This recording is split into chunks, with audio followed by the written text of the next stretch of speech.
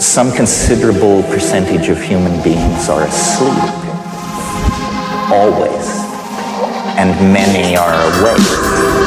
And so if the world soul is made of the collective consciousness of human beings, then it is never entirely awake. It is never entirely asleep.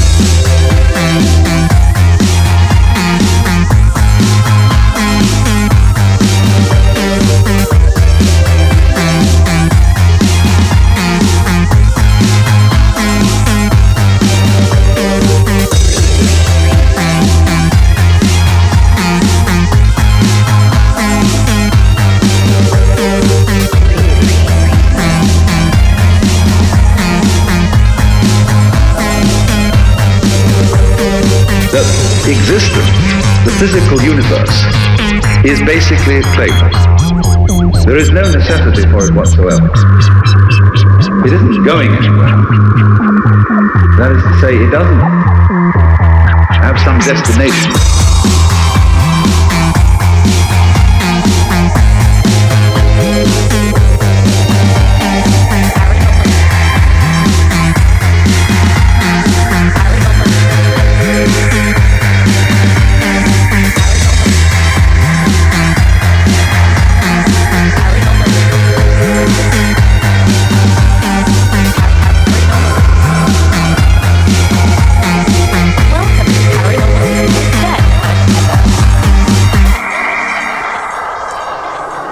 Hello, and welcome to episode 6 of Paranomaly. I'm Ben, aka Benomaly. This is Swagger Prance, aka Heva. Hi. Hello. Swagger. You ready for episode 6 of Paranomaly? Ready as I'm gonna be. Right, let's jump straight into our first story today, and it is Saturn. The people at is it JPL or is it Cassini? Is it a separate wing of NASA? No, so JPL is the body, like the business, I guess you could say. They make the Cassini satellite and they monitor it. They send it out. So JPL is part of NASA. It's Caltech and NASA together. Okay. And yeah, together with NASA, they work hand in hand, and they're the ones that send these probes like Voyager and Juno and Cassini up into space, and then they monitor it, the satellite, like the transmission of the data coming back and forth. Right. And the Cassini satellite has just it's on its like last. They're calling it. I think they're calling it like a suicide run, aren't they? Because it's going to plow into the planet in September. Yeah, in September, I think it's September 15th. They know the exact date. So it's been up there, I think, 13 years? That doesn't sound right. That might be too long. But yeah, basically it's been giving us all these pictures of Saturn. That's its mission. And it recently went through the rings of Saturn. So they lost contact with it for a bit. And then it came out, they had to kind of shield it, and then it came out the other end, and like, woo, yay! And it got these amazing pictures of the giant hurricane on Saturn, which we all know, if y'all are into Saturn, that hexagonal cube, where the cube of Saturn and all that lore comes from. On the poles, on one of the poles. Yeah, on the North Pole. Yeah. So then it's just, it's going to blow up. It's going to self-destruct. Yeah, because they've released new photos of the sort of like the clouds of Saturn. It's the closest the Cassini craft has ever flown to the planet. So you can see these new, like, they look like ultrasound photos, I think. Because they're black and white, so there's no colour. But Yeah, it looks really cool. And the tornado, or I think it's a tornado. There's a hurricane, yeah. That hurricane has been going for a long, long time. They're saying that the winds on Saturn are up to... Oh no, I'm reading the wrong stat. Oh no, I'm not. 77,000 miles an hour. Oh no, that's how fast the Cassini flew through one of the rings. Shit, it's going really fast. And they're releasing all That's these... crazy. Yeah. The winds are 1,100 miles an hour. Well, to give you the idea, the size of that storm, which you see on that in the pole, that's the hexagonal shape, that is as big as Earth. Yeah. Just that storm. It's crazy to think how big that planet, how big it is, and it's going to be cool to see what other photos they do actually get because if it crashes as it goes into the actual atmosphere, then we're going to see some more never before seen stuff on Saturn, some real good close-up pictures. And I like the Saturn stuff. I think it's really cool. I think most of us do. So all these new photos that Cassini has released are all available on the Cassini website, and you can just go on there and you can download all the pictures, do whatever you want with them. There's no I think the only thing you can't do is just frame it and sell it, but other than that you can put it up as your wallpaper and use it as album covers and stuff. Oh, that's great. They're doing it copyright free. I didn't realize that. I think most of all the Hubble stuff and the Cassini stuff is all copyright free, as long as if you are going to use it to sell stuff, you have to actually credit them. Get credit. Yeah, for the photos. But yeah, it's pretty cool that they're still finding this stuff. And if you go on Cassini website, I know that you can actually see the timer, and it's timing down exactly to, like you said, exactly to when they're going to crash land or not crash land. They're just they're just going to blow it up essentially into the planet to get some data out of it, I think, because it's nearing its life, like the end of its battery life, so they might as well do that to try and get more scientific information. But yeah, it's a really cool Saturn based story to begin with. So oh, go ahead. No, go on. I was going to move on to the next one unless you've got more to add for Saturn. No, I was just going to say, I mean, they have even their own Twitter. NASA has its own specific Twitter Cassini account that you can follow, and it gives really detailed day-to-day events of what's going on. Some really amazing photos. And another thing about that hexagon, it's interesting. I remember about a year ago, so it used to appear as blue, and now it appears as gold. Yeah, I've seen it something. It changes color. But the photos that we're seeing from Cassini are black and white. So what photos are the colour ones? Hubble. Okay. It was from Hubble, yeah. So yeah, you can do the same with Hubble as well. You can go on there, download all the photos, and they're like crazy pixels, like 3,000 by 4,000. So the detail in them is pretty amazing. So let's get on to our next story, and I think this one is going to be down to you, Heva, because it's all about data. Yeah, I was just following along because, so I'm supposed to be taking these data science classes from work, and my boss kind of pegged me to be like, you should go, because of my master's and the data-driven education from that. He's like, look into data science. So I was like, okay.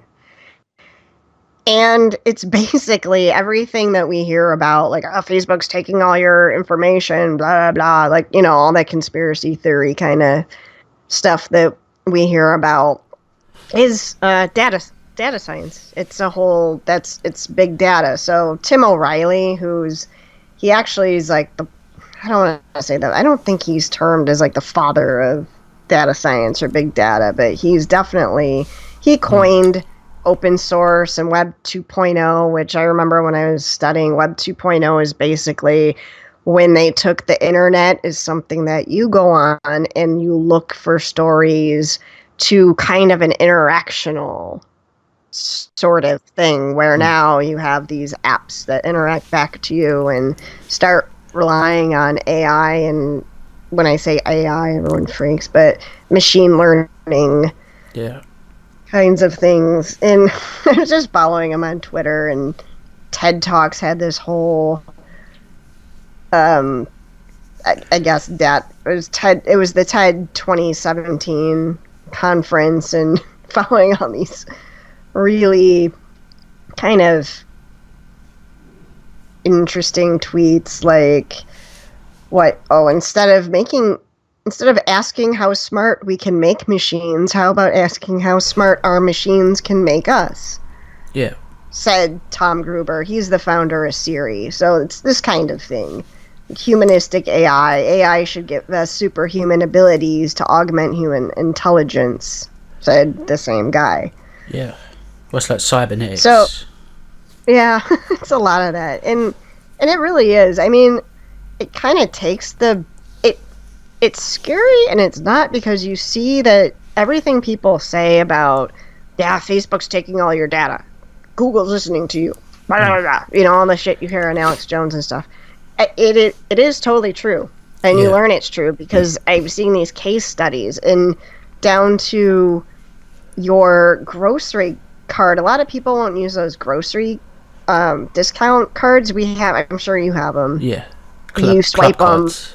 Yeah, you swipe them, and it essentially knows everything you're buying, and then you're looking at how you. So he has to make sense out of it. Like when they used to collect data and make reports about stuff, you have a relational database where it's like black and white information. You can connect your primary keys and make a report. Now that you're collecting all this kind of superfluous data, not superfluous, but all this data doesn't go into a database. So it's this whole science of massaging it. And then they do stuff like they learn to market. For instance, they look at what you've been buying over the years at the grocery store, and they see you bought a pregnancy test. Ding. Yeah. Okay, you used to buy alcohol. Just because you have a pregnancy test doesn't mean you're pregnant. But then they'll look like, well, they used to buy alcohol. Now they're not buying alcohol. Another correlation. So now they're buying this kind of skin cream, and then they know, bam, let's market baby stuff to them because 90% of the chance they're pregnant.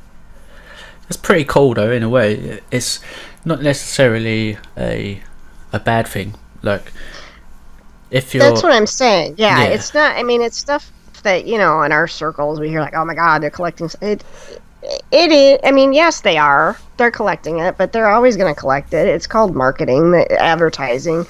Yeah, I'm not for them getting all my data, but people that's what you get when you blindly buy an app and you don't even look at the terms and conditions. It's all in there, but you're just like, accept. You know, it's your own goddamn fault. Well, wasn't there a recent statistic that in order to read all of the conditions for when you press yes on the apps, it would take more than a lifetime for the amount of apps someone's got? Yeah. Because it's... but the thing about the big data is, it's like you said, there isn't like a single database where you can just go in and type someone's name and it tells you everything about them. You need to know what you're looking for to find it.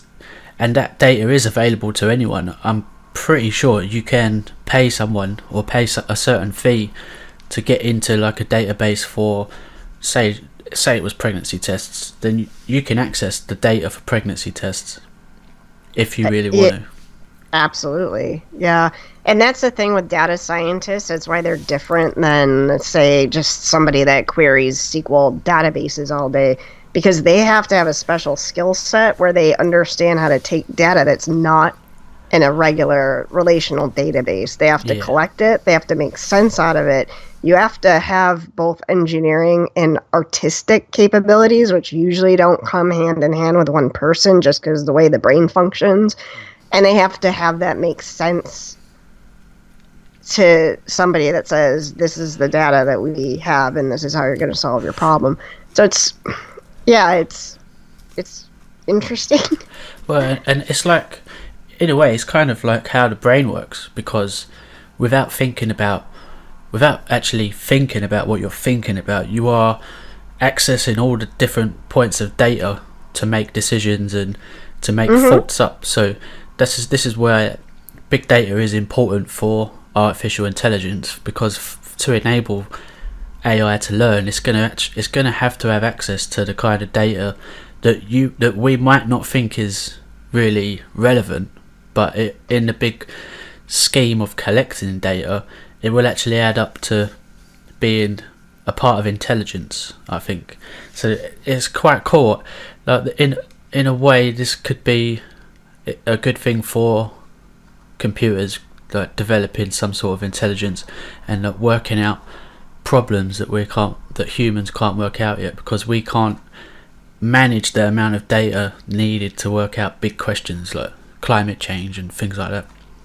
Right, and even if you have a team of people, you're limited to so many things, and then as a human being, oh god, I can't believe I'm sounding like one of these futurists. Jesus. But, yeah, there's so many... Unless you're, like, on the borderline of, like, autistic Rain Man kind of... I mean, absolutely brilliant. The human brain generally doesn't work in those parameters. No. And yeah, you can. That's exactly what it's used for. Yeah, well, even when the brain does work, like for the super, my brain's not working. Yeah, well, even for those people, they will excel in a narrow field, and they will struggle to encompass a greater, like a wider sense of perspective, which I think this big data could help with AI, and maybe even people studying big data get a kind of better overall look at what's going on. Yeah, it's definitely one of those things that can be used for good or evil, and there's people that are going to be doing both, and that's a reality. That's what's happening. Is yes, your data is being collected. Yes, everything you say conspiratorially about Facebook, yes, it is. I've read papers about the way that they enabled the Google, the not Siri, but well, you may as well say Siri, like Siri or the Hey Google, like OK Google technology. Yeah, they create that because they're collecting everything you're saying, and they, as part of your agreement somewhere, they are listening to everything. It is true, and that's. Well, it's not like... If you want to get, yes, it's disturbing if you want to look at it like that, but you're also giving consent, and I'm sure. And mostly they're just using it for stupid advertising, it looks like. Yeah. Because you see terrorist attacks, and they aren't fucking stopping those. No, that's strange, really, that they're not... Well, they are, though. I think recently... In London, I know that there's been loads of raids. They shot anyway, it's political, but they shot a woman yesterday and arrested 4 terror suspects in a house in London. So they are using it for that. But it's, the strange thing is, this goes back really far in history, this whole data collection thing, because we got the Magna Carta, which was a big consensus survey type thing, which was taken out to see what everyone's doing in the country and how much money people's earning, in order for the king to work out what the level of tax should be.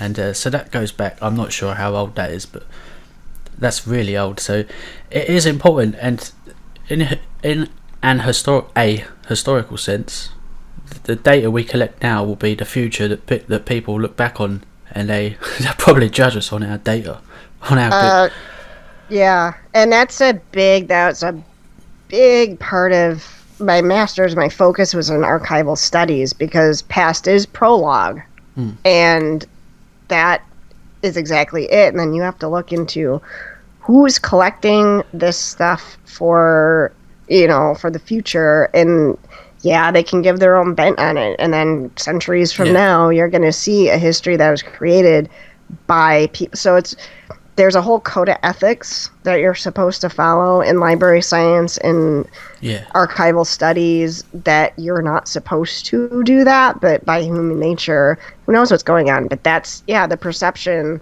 of one person's bias is what's going to, that depends, and that depends on what history is written. We see this all the time now. like what you read in a textbook is not necessarily what really happened, but you have to think about the bias of the person that's in charge of collecting this stuff, and if they're really going to follow those code of ethics. Yeah. Well, I saw something recently about like the data that we collect is kind of a science now, and but science isn't always the truth. Science is is not necessarily the truth. It's just experiment and solution. It doesn't always highlight it's called scientism, I think. But yeah, so that was quite an interesting section on data, as rather it's outside the realms of paranormal, but that's why we can do it on Paranomaly, because we can talk about anything. So our next story is our obligatory, I'm guessing, haunted house story. Yeah, so because we always have to touch on our haunted house. Well, before we go into this, I saw yesterday there was a new video posted. Well, not video. First of all, it is a TV series called Most Haunted in the UK, and it's like one of them. I think it's been going for 16 years or 14 years, and I used to watch it when it first started because it was kind of cool. It's like watching a horror film, but then you just get tired of it because they never film a ghost, but they did actually film one a couple of days ago. And it's gone up, but you can blatantly see it's fake because the ghost that they filmed, the silhouette is exactly the same as the silhouette of the man that then walks down to like the hallway to look for it. But yeah. So what's this one we've got now, Heva? So this is a North Texas haunted house, and I don't know how far Gorilla is from it, but maybe you want to look for some property. It needs some paint. It's a pretty cool house. I think it's about $200,000.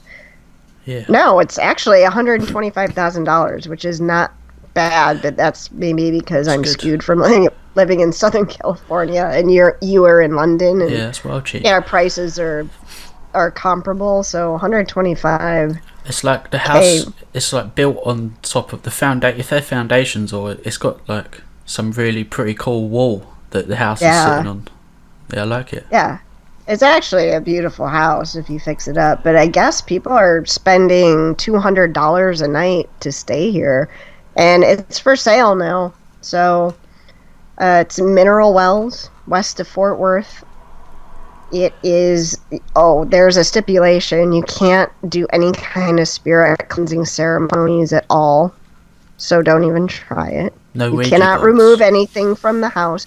Now, you can probably use Ouija boards, but you can't try to exorcise the spirits out of the house.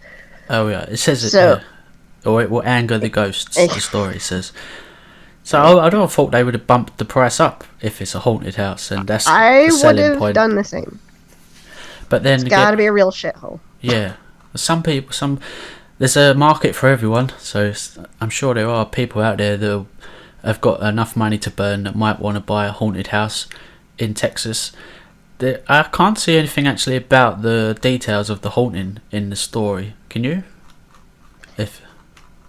No.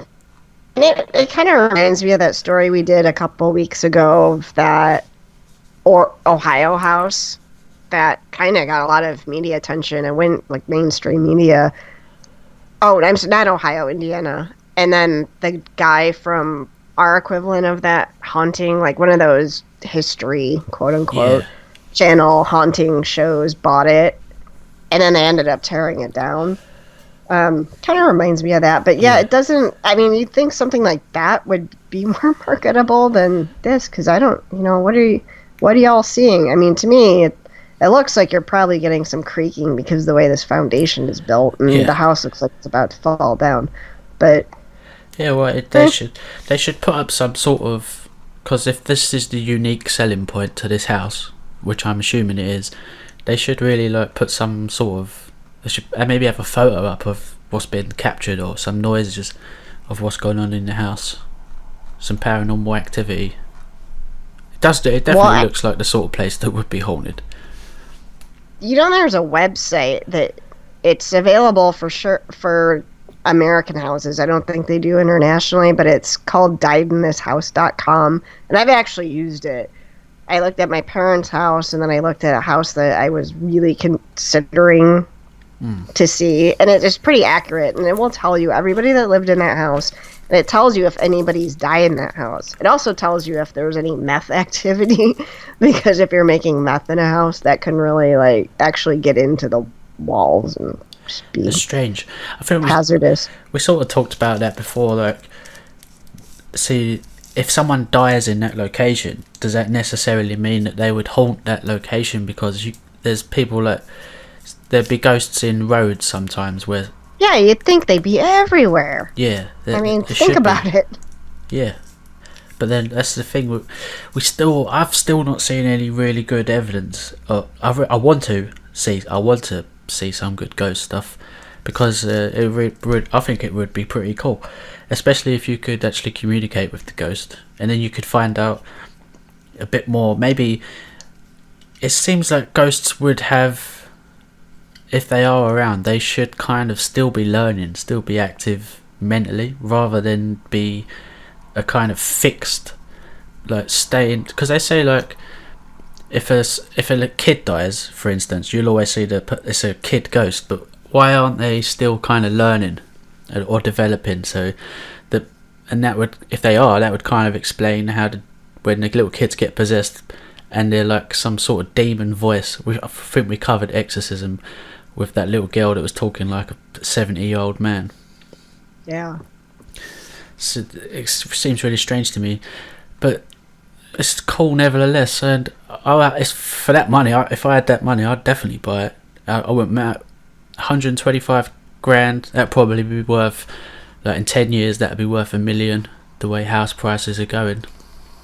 If it's not complete shit, like, assuming the plumbing and the foundation's okay, and even the plumbing's not a huge deal, man, Yeah. I would for sure buy that. And then if people are paying $200, see, that's another thing. If people are paying $200 a night to stay there and it still looks like garbage, I'm sure that house is paid off. That's not like a ton of money. I would just fix it up and really run it as a proper haunted house. I know people that travel the country that do that just to stay in haunted hotels. And Yeah. I went to Estes Park, Colorado, and to the hotel where The Shining, not where it always gets into, not where The Shining was filmed, at the hotel, the Stanley Hotel, where Stephen King actually stayed, where he had paranormal experiences, which led him to write the book The Shining. Yeah. And they do a whole tour, and yeah, I mean, it seems weird. It seems like you could really leverage that. You could probably, But it would pay the mortgage if you put down your deposit and then just rent out guides, tours. But maybe you should do that. Look into doing that for Paranomaly. yeah. Right, let's go. Before we play our mid song, let's briefly touch on a new aurora has been discovered. What's the aurora called? Steve. Steve, the aurora. Yes. So I'm looking at it now. What's different about this aurora to ordinary auroras that it's got its own name then? So I guess normally when you see an aurora, it's across the whole sky, and this is sort of like a portal-looking thing. It kind of shoots straight up from one point. Yeah. It looks cool. Yeah, it's like a ribbon. It's a ribbon of flowing gas, and it's over 5,000 degrees Fahrenheit, higher than the surrounding, and that's kind of what in it. Oh, hey. 33 The feet. gas, yeah, the gas. I was gonna say, we don't have our Paranomaly dinger, but the gas flows at 3.5 miles per second compared to a speed of 33 per second on either side of the ribbon. So they're calling it Steve, and they think that it's probably happened, but they just haven't had the tools to capture it. And this photographer happened to catch it, and now that they have this, it's called Swarm, the satellite system, Yeah. that they can take ground-based observations, and from this Swarm satellite, they have actually like legitimized this guy's photo against their satellite pictures and said, yes, this is really a new, quote unquote, new phenomenon. It's been happening forever. I think they just haven't ever been able to document it. Yeah, I think auroras. There's not many things that I would really like to see in the world, but to see an aurora, that's definitely something I'd like to do.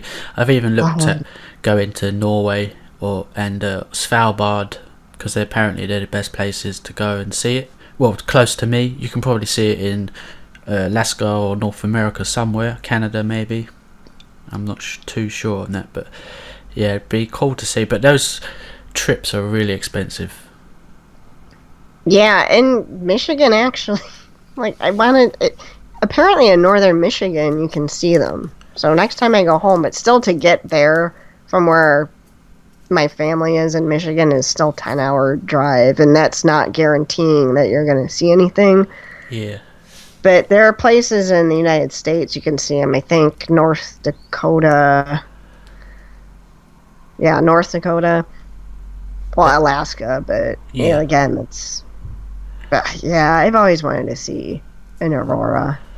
Yeah, this one, it'd be cool to go and see Steve the Aurora. And it says, I'm reading in the article, 15 years ago it would have cost $200 to $300 million to track down something like Steve over the course of 10 years. Now, with the help of citizen scientists and all the infrastructure that's available for observation, it was possible to close the loop in a matter of weeks. And it says, we truly are in a new era. So yeah, so that's pretty cool. Steve the Aurora. Check it out. Look at pictures check out Steve the Aurora, because it does look really nice. The photograph's very artistic, and I'm assuming that's just one photo. Yeah, original image. There's no. It looks like it's been photoshopped, just because it's so pristine. You can see the stars, and yeah, it's worth having a look at. So we're at the halfway point, and I've made a new song this week. And let me just find it. And it is called Planetary Shade. And it is, I'll tell you how long it is as soon as I press play. 3 minutes 26, and we'll be back.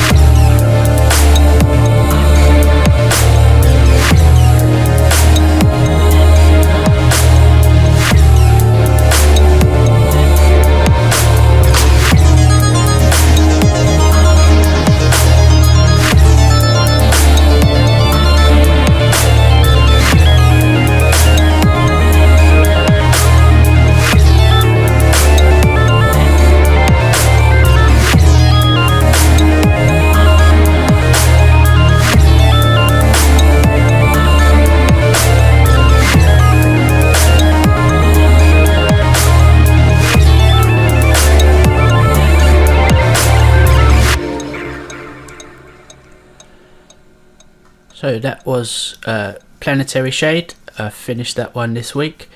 It's all on Bandcamp and stuff. And Paranomaly is available to watch on YouTube as well. If you missed the show or you want to catch the rest of our episodes, they're all up there. And I think I should be able to upload this show tonight. So let's go on to our next story. And this one is Comets and Earth are regards to stones, and I believe this is regards to Göbekli Tepe, is it not, Heva? Hello, Heva? Yeah. Sweet. Yeah, I'm here. Sorry, it went out of order. That's alright. I'm on the story. Yeah. Alright. I got it. So ancient. And BitChute. We're available on BitChute. Don't Okay, forget. BitChute. Yeah, I'm not too sure. I've checked it now. We get a lot of views on BitChute, but I don't really know how it works. So ancient stone carvings confirm that a comet struck the Earth at around 11,000 BC, a devastating event which wiped out woolly mammoths and sparked the rise of civilizations. And if you're familiar with sort of ancient civilizations and ancient cultures, you'll know that there's an interesting site in Turkey called Göbekli Tepe where they found these monoliths, I would describe them as, but they're carved with these really cool looking animals, scorpions and swans. They look like swans, and Graham Hancock's done lots of stuff about it. But have they found that they've carved comets onto these stones, Heather? Yeah, that's pretty amazing. So they thought, so they thought that the theory was debunked by dating the meteor craters, like in I was going to say Australia, no, in Arizona. Yeah. But apparently not. It says, well, I know Göbekli Tepe, that the sort of alternative archaeological people they've always said Göbekli Tepe is like 12,000 years old, which kind of disproves all of our theories and the mainstream science theory that at that time we were hunter-gatherers in caves and we didn't have the capability to create like artwork, because this is kind of artwork. But so now there's evidence that these people in Göbekli Tepe had actually carved on a giant comet, which would explain a lot of kind of flood mythologies and maybe even why there's an Atlantis myth and why we can't find any sort of evidence. Yeah, it actually predates Stonehenge by 6,000 years. This thing's like 9,000 BC. Stonehenge is thought it pretty much beats Stonehenge by 6,000 years. Yeah. By that math. And yeah, the researchers think it was intended as a record for, like we say, past is prologue. It was a record for this cataclysmic event, and they think that they probably... So if a comet that large is coming in to get you, then you're going to see it for a while. Like, I don't know if you ever remember the Hale-Bopp comet in the 90s, but I do. Like, I remember looking in the sky, watching it. I mean, it was visible in broad daylight. It was freaky as fuck. And if we were, 10,000 years ago, yeah, you're going to start recording that. So it's thought that they probably were watching that thing, started recording it on these things, and then, yeah, it hit. Yeah. Well, that's interesting theory, because the only reason that these stone monoliths are still, I would say, what's the word? They're still in good enough condition that you can actually see the carvings, because anything like that old, 9,000 years, it would have degraded to dust pretty much. But the only reason we can actually see these monoliths is because the people that would have erected them then buried them in and covered it with earth, and in the amount of earth taken to have done that is hundreds and hundreds and hundreds of tons. It's a lot of earth, so they did it for a reason, and maybe that reason was to preserve the information that they had seen some kind of comet coming, and they might have actually been the civilization that got wiped out by it, because this is in Turkey, and some of the animals that have been carved on the monoliths are not native to Turkey at all. I think some are from like North America, some from Africa, from all over the world potentially. Are you looking at the photo of the monolith now, Heva? Yeah. Are you looking at the one? Because I've got a book by Graham Hancock. Are you looking at the one where it's got like 3 handbags carved into the top of it? Yeah, and it has this. Like, it looks like it has wings, but also the head is almost like a skeletal. Yeah. Like a skeleton with a beak. Yeah. Well, and yeah, the swans like. Yeah. Well, those stones, these monoliths, so they've got all these animal carvings on them, but also the stones are a representation of a person, because they've got fingers carved on the stones in the same shape as the fingers on the Easter Island heads. You can't actually see that on this photo, but it's in Graham Hancock's book, The Magicians of the Gods, because I've got it.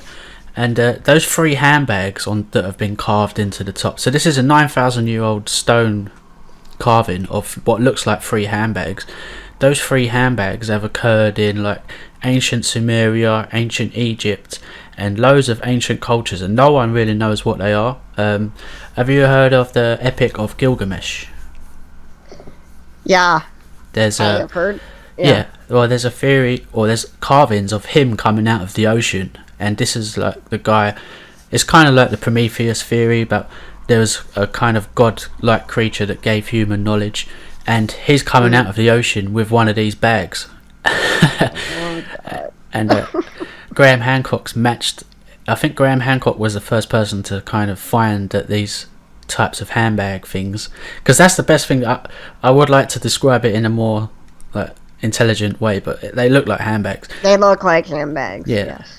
But Graham Hancock's kind of suggests that maybe though they're kind of like books. They've got some kind of their representation of a holder with information. So yeah, these stones are really cool. If you're not aware of the Göbekli Tepe stuff, it's a really deep minefield of research and stuff.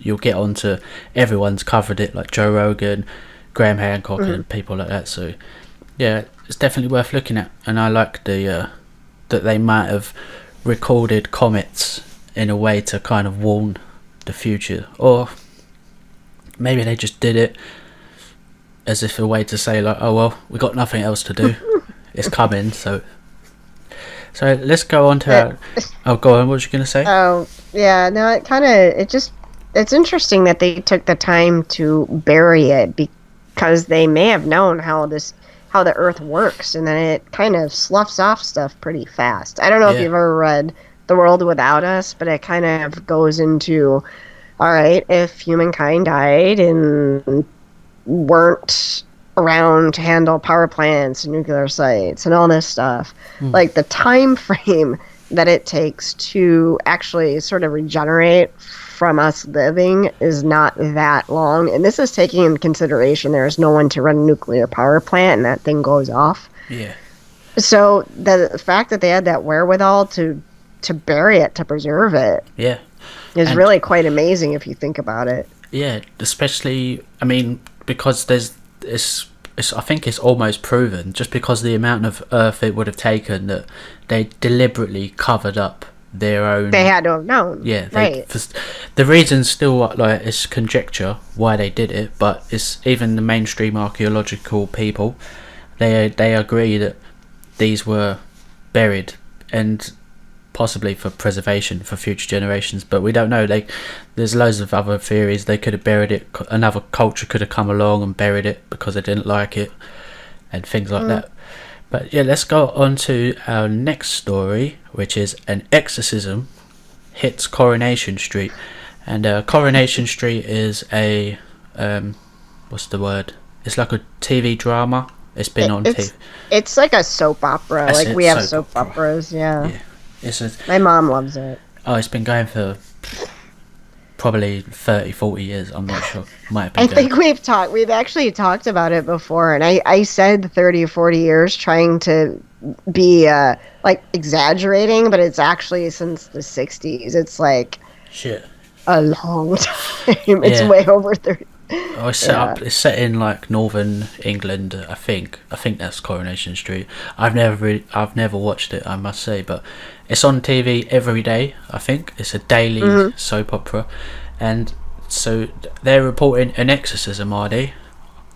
Yeah, well, it's Granada Studios where Coronation Street's filmed, but I think they're going for a clickbaity kind of thing. Exorcist called Coronation Street Studios. It's one of the things they do. It's a major television studio. It's been around for a long time. The Beatles filmed there.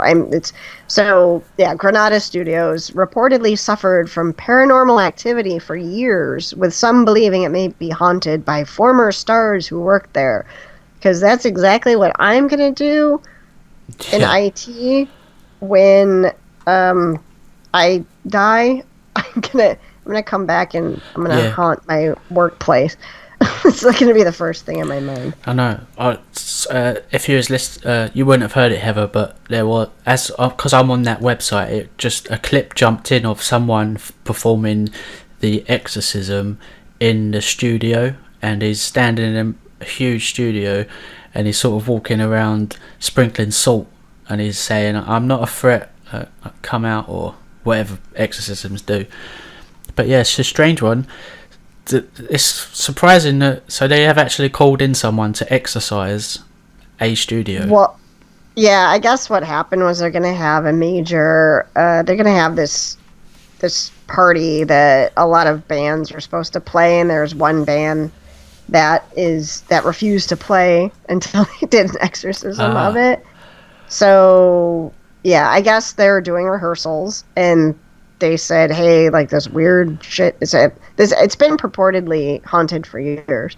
But when they're doing rehearsals for this rap party thing, they don't say the particular band. I want to know what the band was that's bitching about it. It says the studios are built on top of a graveyard. Yeah, that's what they think. And your show, Most Haunted, actually did a show on this in 2005. Yeah. They didn't find anything, though. That's the thing about... it's that Most Haunted show is kind of like car crash TV. We have those too. They're all over, and it's like it's in this not green screen, but night vision cameras, and they're all stumbling around. You can't see what is going on. Yeah, it's ridiculous. Yeah.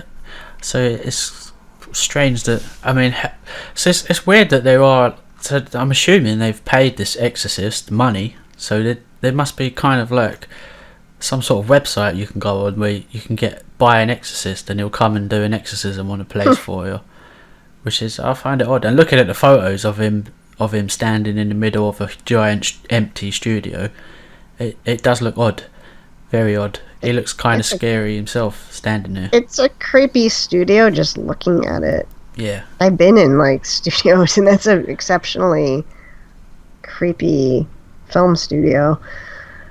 Yeah, it doesn't say much about what has actually gone on. It just says paranormal happenings in the studio.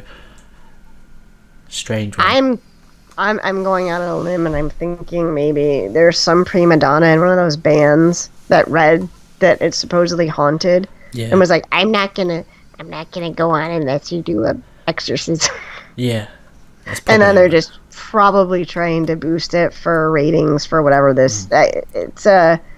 It's some big event that they're having. It's from April 28th to the 30th. So it's going on this weekend, whatever it is. I don't know if you've heard about it. Not yet. Granada Land. Yeah, Granada Land. Celebration of the studio's rich music and television history. I'll keep my eyes open for it. See if anything comes out of it. See if there's some sort of spiritual activity going on while there's a gig on.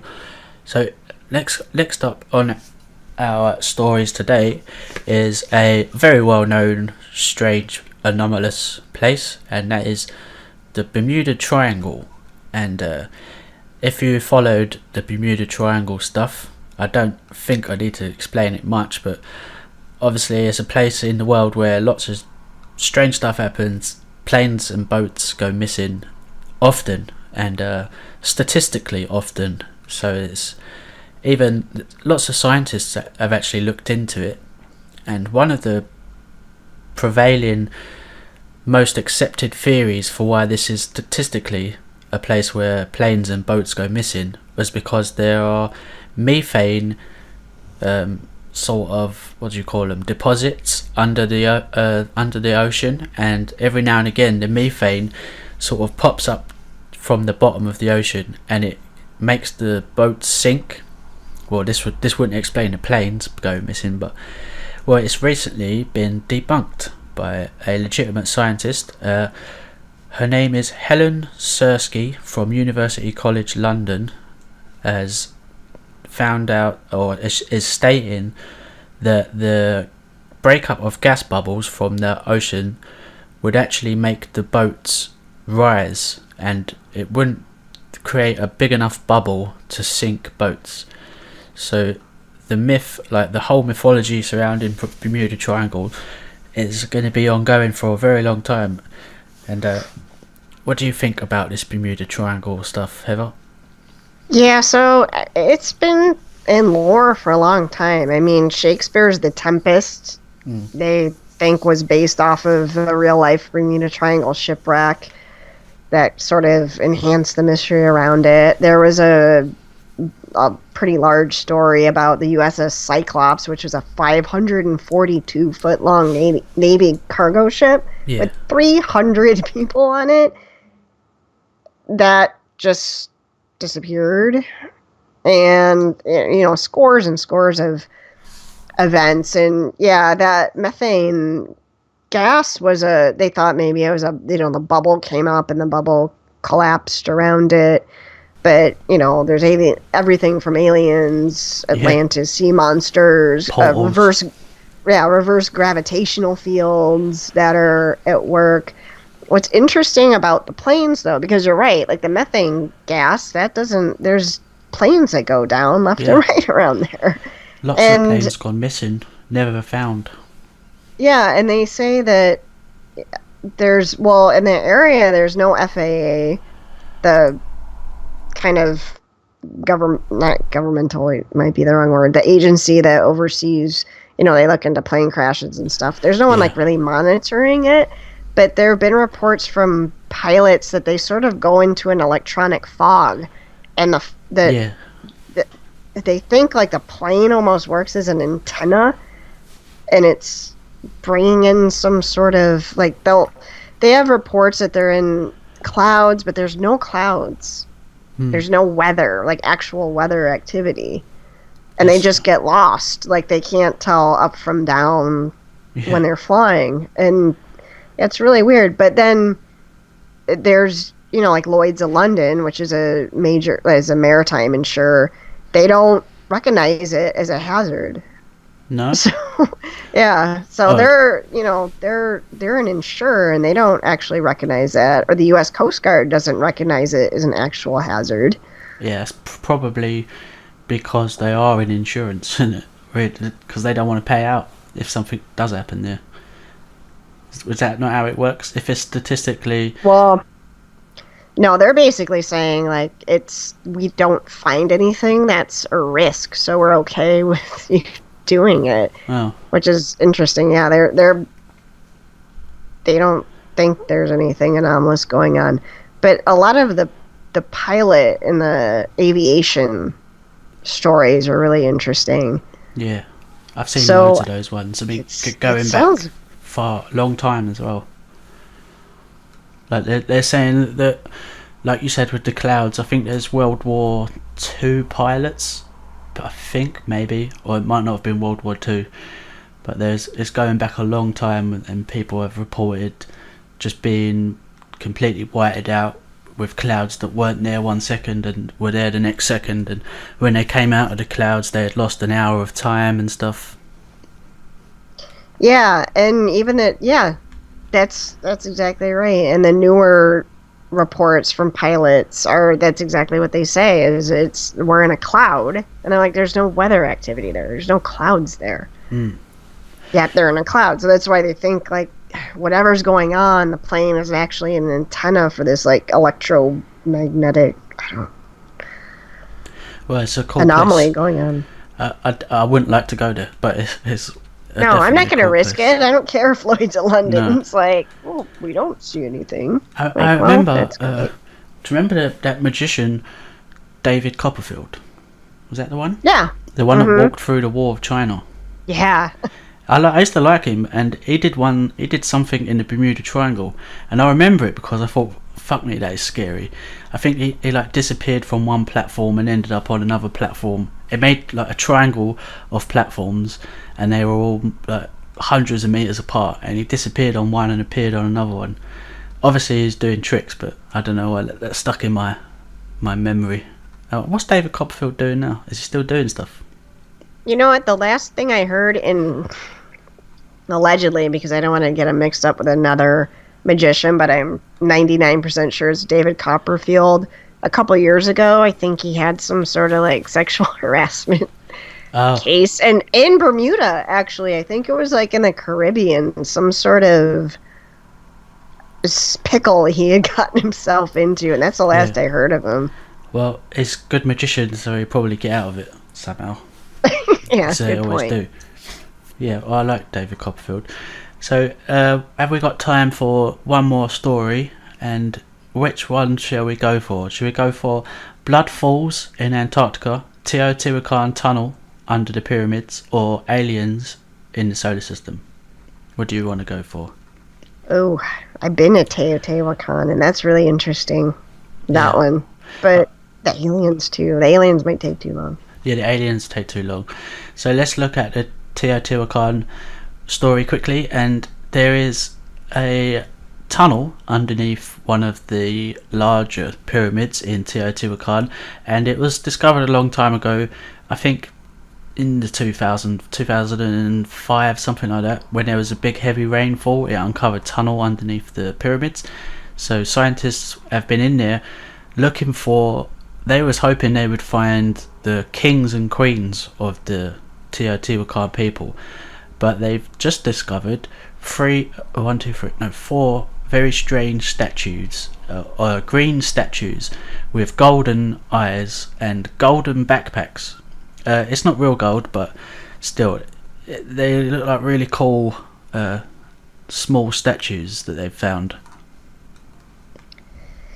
Yeah, it's really interesting. And I guess that was it was a sinkhole. They thought it was a sinkhole, and then it was closed off on either side by not cement, but something. So that tunnel that they found between them. And if you go there, it's called the Avenue of the Dead, and it kind of connects the Sun Pyramid from the Moon Pyramid. Yeah.